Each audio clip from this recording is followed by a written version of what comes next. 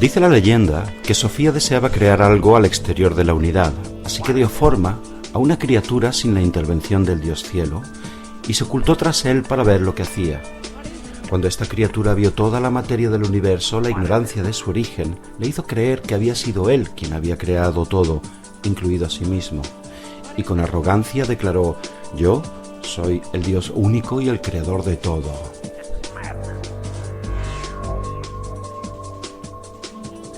Su madre, inquieta al ver lo que había creado, ocultó al Dios rodeándolo de una nube y le colocó en un trono en el centro de esa nube cegadora para, en su aislamiento, dejarle crear un universo propio. Y así nació el demiurgo. El origen griego de la palabra sugiere un artesano, un constructor, un orfebre o albañil, alguien cuya misión es dar forma a la materia. En esta creación radica su genio. El demiurgo, al ver toda la materia a su disposición, clamó: «Yo soy el creador y no hay nada por encima de mí». Al así hacerlo, se separó de la unidad, convirtiéndose en una deidad escindida de la realidad de su verdadero origen y entregada a su fantasía omnipotente. El demiurgo construiría en los cielos las esferas que rigen el mundo, y habiendo heredado parte del poder de su madre, todo lo que crea contiene en su interior una porción de la sabiduría de Sofía. Al interior de las formas reside la esencia del Espíritu Santo, y su poder queda encerrado al interior de las formas del universo material. Esa es la fuerza espiritual y la verdadera vocación de la materia. En los arcontes, los poderes de los planetas son guardianes de los diferentes planos de la realidad, y como agentes del demiurgo, reafirman la realidad de su mundo material. Por ello, son fuerzas que estimulan la ilusión al dar valor de realidad absoluta al mundo de las emociones, pensamientos y proyecciones del ego. Esta imagen representaría la creación de ese Dios como emanación de la diosa. Este es Yaldabaoth, también llamado Samael. Este es el retrato del hijo de Sofía, el Dios ciego. Yaldabaoth es uno de sus nombres, que significa hijo del caos. Samael, su segundo nombre, significa el Dios ciego, ya que no puede ver nada más que aquello que cree ser su propia creación, y en eso consiste su ceguera. Nacido del pleroma, pero encerrado en su propia ceguera, terrible en su cólera y en la locura de creerse único y superior. He aquí el arquetipo del ego en la mente del hombre. Ego es solo un producto de la personalidad que surge como consecuencia del cuerpo físico y las circunstancias que le rodean. Ego ni soporta lo que no entiende, ni tolera lo que no controla, y es indispensable como estructura diferenciadora. Ego es una ínfima parte de todo lo que se genera en el ser, y es por medio del ego que confundimos la fuente de nuestro genio con los productos de nuestro genio, creando así una adulación y una obsesión por lo que produce nuestro genio. Ego es obsesivo de sí mismo, y esta obsesión falsa es Yaldabaoth.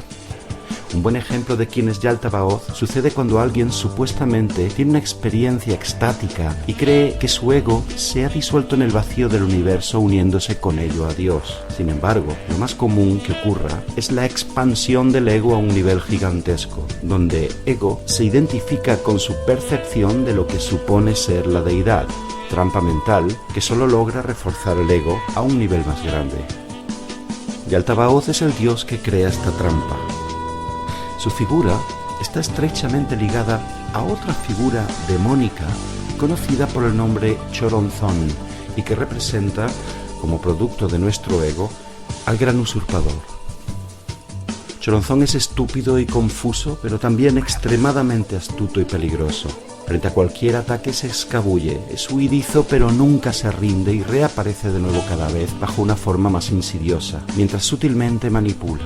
Cuanto más culta la presa, más fina su trampa. Puede contra todo salvo la impecabilidad. Aborrece toda forma de pensamiento, palabra o acción derivados del orden. Frente a esto huirá si no puede sabotear o suplantar ese orden de algún modo sutil. Rara vez se acercará de forma amenazadora. Más bien llega bajo la forma de un pequeño ser que parece inofensivo. De hecho, a menudo aparece incluso como un adulador, alguien divertido y entretenido que de modo incoherente empezará a hablar de las cosas que a su presa le interesan. Y mientras ésta se distraiga prestándole atención, este demonio lentamente plantará las semillas de la disolución en su alma. Choronzón reforzará los defectos y las ilusiones de su víctima, haciéndole creerse su propia autoimagen. Actúa con tal sigilo y precisión que hace creer a su víctima que ella tiene su propia mente e imagen bajo control. Choronzón habita en el horizonte de la conciencia, en el abismo, en la sombra profunda.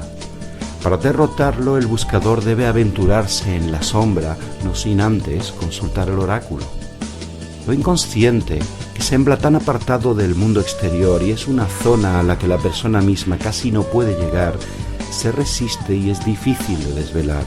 No hay malicia intrínseca en este ser, es solamente el resultado doloroso de pretender que yo sea yo. El yo es una tentativa de aportar algún tipo de centro y es fundamental para dar forma al mundo personal y sobrevivir a la hostilidad depredadora del entorno, pero en el yo no hay en realidad un centro, sino dispersión.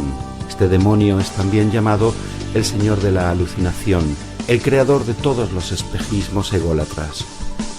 Su truco más genial es el de hacernos creer que debemos trascender el ego para ascender a un plano superior de conciencia, y para ello crea términos entre los planos espirituales y materiales, o entre el bien y el mal. Es un truco, pues todos los planos y planetas son parte del astuto escenario ilusorio donde el buscador creerá siempre poder obtener una recompensa a cambio de su lealtad o sacrificio. Y eso realimenta el círculo vicioso del ego. La burbuja de la percepción nos encierra y simultáneamente nos permite entrever, a través del umbral de su mirada, la posibilidad de llegar a la raíz de lo que somos. La chispa de divinidad que carece de juicio, pues es la nacida del silencio.